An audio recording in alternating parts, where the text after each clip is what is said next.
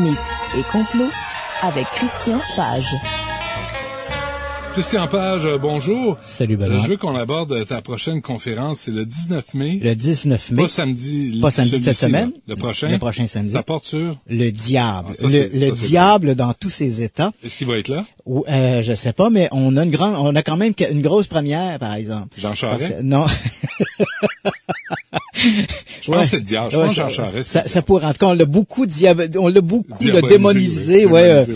Écoute, la première, c'est en ce sens que il va y avoir une partie de la conférence qui va porter sur le phénomène de la possession diabolique. Et pour la première fois, on va avoir un véritable médecin. Donc, pas un type qui s'improvise médecin, là, puis qui vend des souliers la fin de semaine, la semaine. Un vrai de vrai médecin. Ouais. Il est professeur à l'Université du Québec à Trois-Rivières en anatomie. C'est le professeur Régis Ollery. Il enseigne donc aux futurs médecins. Il est un de ceux qui a développé la technique de plastification. Tu te rappelles cette exposition il y a quelques années? Van Hagen, là, dont les corps étaient présentés, plastifiés. Ouais. Ollery, il y a quelques années, était en Allemagne et avec Van Hagen, il a travaillé à ce développement de cette technique. Donc, le docteur Ollery s'est beaucoup intéressé au phénomène de la possession diabolique comme médecin. Et pour la première fois, un médecin, donc, va venir se prononcer sur cette thématique de la possession diabolique. À mon avis, c'est une première au Québec où un médecin se prononce sur ce sujet-là.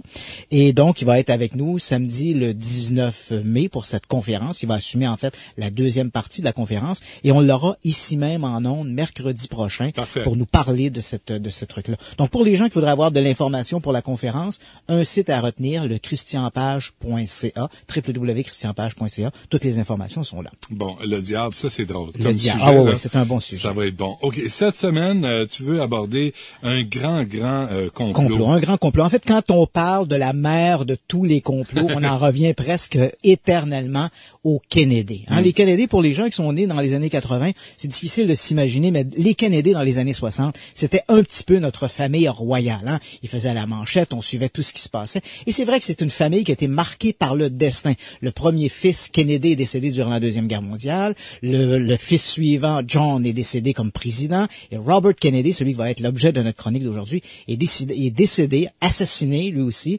alors qu'il se présentait aux élections. En fait, il poursuivait une course pour être le représentant démocrate pour les futures élections présidentielles. Ouais, lors de primaires. Lors des primaires. Donc là, parce que bon, il faut être élu à la tête du parti, comme le Parti démocrate, par exemple, pour être éventuellement élu président. La seule place où tu peux être élu sans être élu réellement, c'est en Floride. Mais ça, c'est autre chose. Donc, et pourquoi Robert Kennedy? Pourquoi aujourd'hui? Ben écoute, le 22 février dernier, l'avocat William Pieper, un avocat de New York, a déposé en cour de la Californie une motion d'habeas corpus pour que soit libéré son client, nul autre que Sirhan Sirhan, celui qui a été accusé d'avoir assassiné Robert Kennedy. Et pourquoi? Parce que l'avocat Pieper soutient qu'il a maintenant de nouvelles informations qui sembleraient démontrer que Sirhan a été manipulé. Il n'était qu'un, passe-moi l'expression anglaise, mais un patsy, un bouc émissaire pour cette histoire d'assassinat. Et cette information prononcée par Pieper il a sorti de nouveaux témoins, des témoins qui étaient passés sous silence, des gens qui avaient gardé de l'information. En fait, l'information avait déjà été donnée au FBI, mais le FBI a visiblement étouffé l'affaire. Ces gens-là parlent maintenant. Et on a vu, il y a quelques jours, CNN notamment a fait la promotion, en fait, la médiatisation de l'un de ses témoignages, une femme qui s'appelle Nina Hughes, qui était à l'époque, elle était vedette dans une sorte de soap américain. Elle travaillait comme bénévole à la campagne du futur candidat Kennedy, et elle a été témoin, donc elle se trouvait à l'hôtel Ambassadeur lorsque le candidat Robert Kennedy est assassiné. On la voit d'ailleurs en photo, avec Robert Kennedy. Oui, absolument. Et tu sais que je suis bien placé pour parler de ça parce que à la fin des années 90, j'ai développé une bonne relation d'amitié avec Pierre Salinger.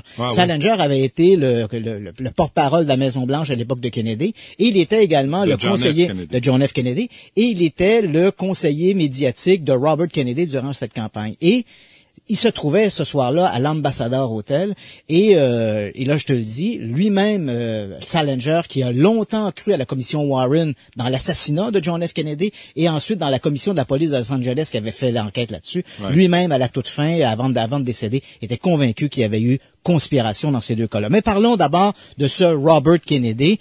Il a 42 ans à ce moment-là. Il est le gouverneur de l'État de New York. Il a été de 1961 à 1964. Il a été le représentant du ministère de la Justice aux États-Unis. Il avait été placé là par son frère. Et ensuite, après la succession de son frère avec Johnson, il a gardé un peu ce mandat-là. Et puis, il se retire en 64 pour devenir le gouverneur de l'État de New York. Et il espère devenir le représentant démocrate pour les futures élections, donc présidentielle. Donc, il a 42 ans, le 4 juin 1968. Donc, on se retrouve un peu à cette époque. Hein, on fait un recul dans le temps. On est le 4 juin 1968. Il y a ces élections en Californie pour l'élection du candidat au Parti démocrate. Et donc, ce jour-là, Kennedy va passer la journée chez son ami John Frankenheimer. C'est assez curieux parce que Frankenheimer, en 1959, avait produit un film qui s'appelle The Manchurian Candidate, ben oui, et qui était l'histoire de tueurs qu'on avait, en fait, conditionné par l'hypnose pour commettre un crime, assassiner le président des États-Unis. Et c'est drôle parce que cette histoire de Manchurian Candidate, de candidat de Mandchourie, va revenir dans l'assassinat de Robert Kennedy, comme on va le voir. Donc, il passe cette journée-là en compagnie de cet ami-là, ce réalisateur d'Hollywood. Et puis, vers 22h, il se présente à l'hôtel Ambassador. Déjà, les rumeurs le donnent gagnant pour l'élection. Alors, il est là, il serre des mains, et puis vers à peu près 22h30, 23h, il prend la parole. Finalement, les chiffres tombent. Il a été élu. Il représentera le Parti démocrate, à tout le moins pour l'État de Californie. Alors, il se prononce. Oui, il se prononce donc, et puis il dit aux gens, il finit son discours en disant, on se retrouve dans l'Illinois, Chicago, où on compte bien remporter la victoire. Et là, il se retire. À partir de là, il commence à y avoir un cafouillage. Hein? On va le savoir après la pause. Dutrisac, l'après-midi, avec Benoît Dutrisac, au 98.5. Je suis toujours prêt, moi, Larry, n'importe quand. Alors, de retour avec Christian Page. Christian, donc, Robert Kennedy vient de faire son discours. À l'hôtel Ambassador. Il annonce il va retrouver ses collaborateurs à Chicago. Il compte gagner l'État du Michigan, hein, à Chicago. Et là, il est à peu près minuit 15. On est donc rendu le 5 juin. Et là, il y a un cafouillage. En fait, il doit rejoindre Pierre Salinger dans une salle de conférence qui se trouve tout près, où les journalistes l'attendent. Mais soudainement, il est pris par un maître d'hôtel qui l'entraîne vers les cuisines. Il se tourne à droite, mais finalement, on l'amène à gauche. On l'amène à gauche. Et là, bon, on va dire ultérieurement qu'on voulait contourner la foule des gens qui étaient là. Quoi qu'il en soit, Kennedy se dirige vers les cuisines, il serre des mains au passage, et puis à un moment donné, il se retrouve devant Sheeran, qui est droit devant lui. Il est à peu près à 1m50. Sheeran dégaine son arme. Il s'agit d'un petit revolver, pas très puissant, un Johnson Ivy de calibre 22. Et là, il va décharger son arme en direction de Kennedy. L'arme contient 8 balles, donc il tire tous les coups, et il est finalement immobilisé par des gens qui sont autour de Kennedy, de l'entourage de Kennedy. 6 personnes sont atteintes par les balles tirées par Sheeran. Une seule est atteinte mortellement. Il s'agit bien sûr de Robert Kennedy. 4 balles ont atteint Kennedy, 2 derrière l'épaule, une derrière l'oreille droite, c'est la balle meurtrière, et une autre a simplement traversé son veston. Alors évidemment, on immobilise Sheeran. Rapidement, Kennedy est envoyé à l'hôpital des Bons Samaritains à Los Angeles, où on l'opère immédiatement au cerveau. Les dommages sont très importants, le pronostic est mauvais. On ne croit pas que Kennedy va s'en tirer, et même s'il devait survivre à sa blessure, les dommages, les lésions au cerveau sont très importants. Et 26 heures après avoir été admis à l'hôpital, une déclaration est faite, Robert Kennedy est mort. À ce moment-là, le corps de Kennedy est confié au docteur Thomas Nagochi, qui est pas n'importe quel médecin. C'est le médecin-chef du district de Los Angeles, mais c'est une célébrité. Hein. Nagochi, c'est lui qui a fait l'autopsie de Marilyn Monroe. C'est lui qui a fait l'autopsie des victimes dans l'affaire Charles Manson. C'est lui qui a fait également l'autopsie de Natalie Wood. Donc, c'est un individu qui jouait d'une certaine célébrité. On va s'inspirer de lui pour la fameuse série télévisée Dr. Quincy dans les années 70. Donc, on confie le corps à Tom Nagochi, qui procède à l'autopsie immédiatement.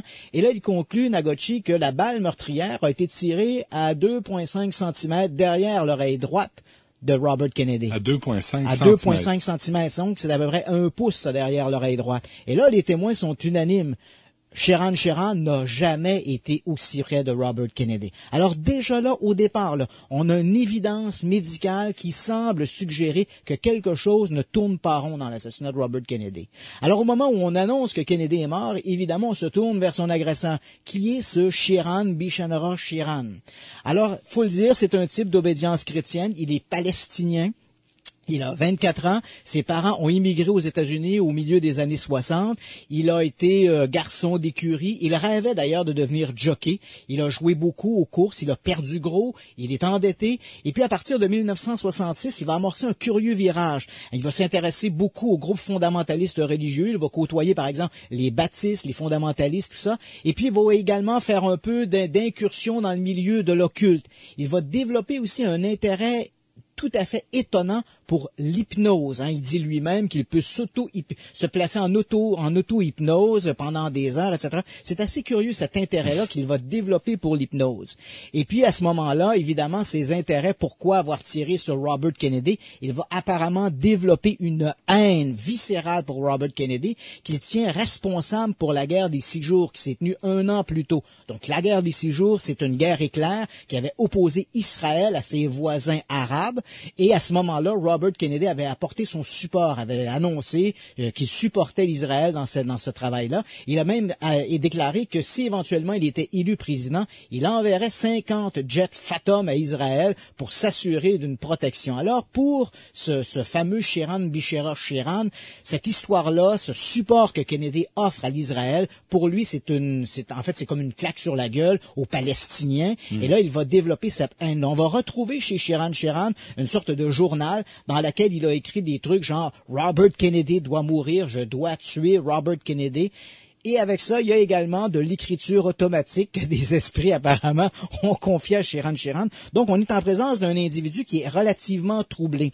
Alors, très rapidement, il va y avoir un procès. Le procès s'ouvre en 1969, le 10 février 69. Et là, c'est assez curieux parce que les avocats de Shiran Shiran ne contestent pas les faits. En fait, ils demandent à Shiran Shiran de dire qu'il est responsable de la mort de Kennedy. Et lorsque le juge s'adresse à lui demandant « Est-ce que vous êtes coupable? » Shiran se lève et dit « Oui, je suis coupable avec 20 ans de malveillance », en faisant référence que l'État d'Israël a été créé en 1968 et qu'on est en 1948 et qu'on est en 1968. Mais Shiran va dire qu'il ne se rappelle de rien.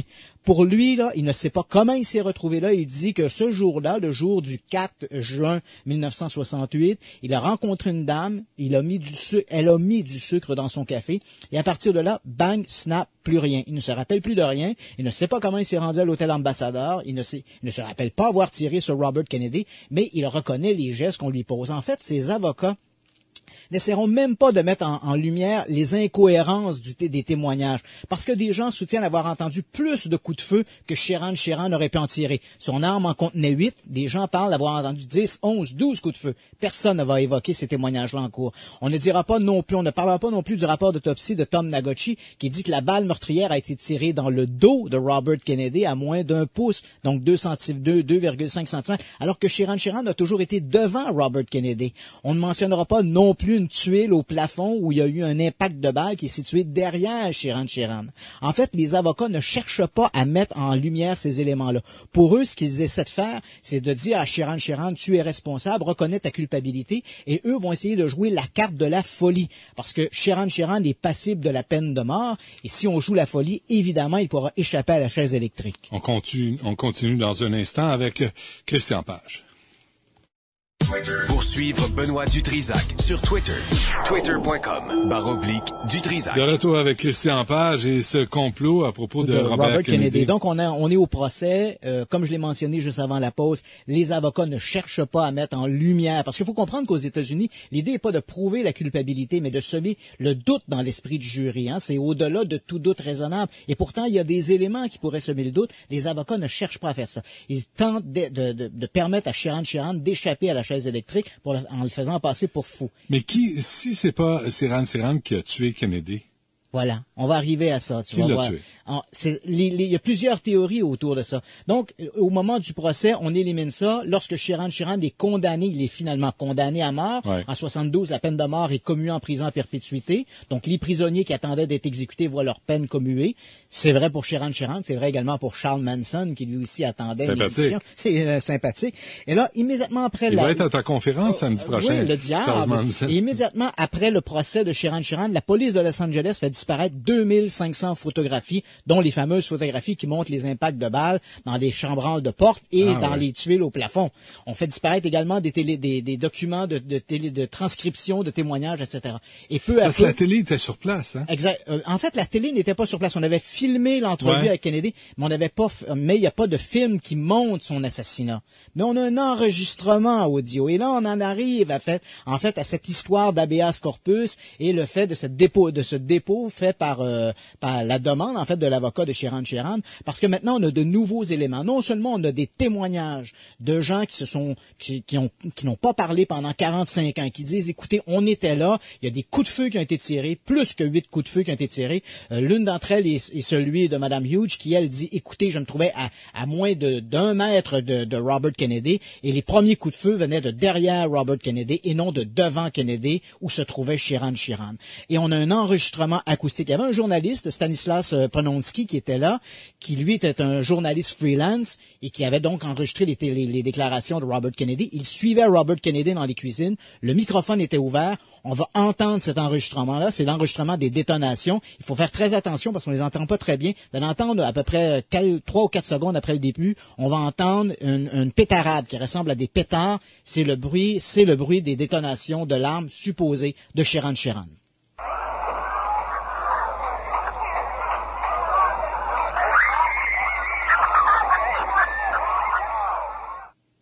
Donc, c'est l'enregistrement. À l'époque, évidemment, on a fait entendre ça. On pouvait pas dire grand-chose. Maintenant, avec les systèmes acoustiques que l'on a, la technologie, on est capable de purifier, d'éclaircir les enregistrements. Et une analyse faite en 2007 démontre que sur cet enregistrement-là, dis-je, il y a 13 coups de feu qui sont tirés, dont 2 tellement rapidement qu'ils ne peuvent pas avoir été tirés par la même arme. Or, tout le monde sont unanimes. Ce soir-là, il n'y a eu que techniquement 8 coups de feu tirés, les 8 coups de feu tirés par Sheeran Sherrod. Il n'a jamais eu le temps de recharger son arme et pourtant l'enregistrement montre qu'il y a eu 13 coups de feu. Personne d'autre n'a dégainé son arme, même les sécurités autour de Robert Kennedy n'ont pas dégainé leur arme. La signature également montre qu'on est en présence de 2 enregistrements audio différents pour les coups de feu, ce qui veut donc dire que les détonations proviennent de 2 armes différentes ou placées à 2 endroits différents à cause d'un effet qu'on appelle l'effet Doppler. Donc, il y avait donc 2 armes ce soir-là qui ont fait feu. Et c'est à partir de ces éléments-là que l'avocat de Sheeran Sherrod demande aujourd'hui une réouverture de l'enquête avec des nouveaux témoignages et encore une fois, l'idée n'est pas de prouver. Personne ne dit que Sheeran Sherrod n'était pas là. Personne ne dit qu'il n'a pas fait feu sur le sénateur. Mais il est clair que, à la lumière de ces nouvelles informations, qu'il y avait un second tireur qui a fait feu en direction de Robert Kennedy et que Sheeran Sherrod n'a peut-être été qu'un pâtier. Et l'hypothèse là-dedans, c'est qu'il aurait été l'un de ces fameux candidats manchouriens. On sait que la CIA avait développé dans les années 50 un système, un projet, le projet MK-Ultra, qui d'ailleurs qu'on a utilisé ici même à Montréal, qu'on a appliqué à Montréal avec des malades, des psychiatrisés de l'Institut Allen Memorial. Donc, l'idée était de créer des tueurs en faisant une sorte de lavage de cerveau. Donc, on soutient que Sheeran Sherrod aurait été l'un de ces tueurs et, par des systèmes d'auto-hypnose, aurait été conditionné à tirer sur le sénateur Kennedy pendant qu'un autre homme de main faisait le travail. CIA, FBI, voilà. La mafia. Les candidats sont nombreux. Robert Kennedy, durant sa campagne, avait annoncé 2 choses qui ont peut-être joué en sa défaveur. Il avait annoncé une réouverture de l'enquête sur l'assassinat de son frère en 1963, donc le président John F. Kennedy. Il avait également annoncé que s'il était élu président des États-Unis, il retirait les troupes du Vietnam. Alors là, on est en présence de 2 éléments qui ont sûrement pas fait l'affaire de tout le monde. Et on sait que, alors qu'il était au ministère de la Justice, Robert Kennedy s'était fait beaucoup d'ennemis. Faut le rappeler, lorsque son frère, au moment des élections, on sait maintenant que les frères Kennedy avaient demandé, John F. Kennedy avait demandé via son beau-frère, qui était membre du Rat Pack, donc ce groupe Sinatra, Bishop, Dean Martin et il avait demandé Sammy Davis, il avait demandé à Sinatra d'intervenir en son nom auprès de Sam Giancana qui représentait un syndicat, les Teamsters, syndicat de camionneurs, mais également qu'on côtoyait le milieu interlope et tout ça a permis au Kennedy de remporter l'élection et immédiatement lorsque Robert Kennedy s'est retrouvé au ministère de la Justice, il a entrepris une véritable chasse aux sorcières contre la mafia, contre le monde interlope. C'était pas la meilleure façon de se faire des amis. Donc, évidemment, Robert Kennedy avait, on peut dire, une kyrielle d'ennemis. Tous ces gens-là ont pu tremper à un point ou à un moment donné ou à un autre dans l'idée de ce complot, de se débarrasser de lui. Tous des gens qui ont facilement accès à une arme en passant.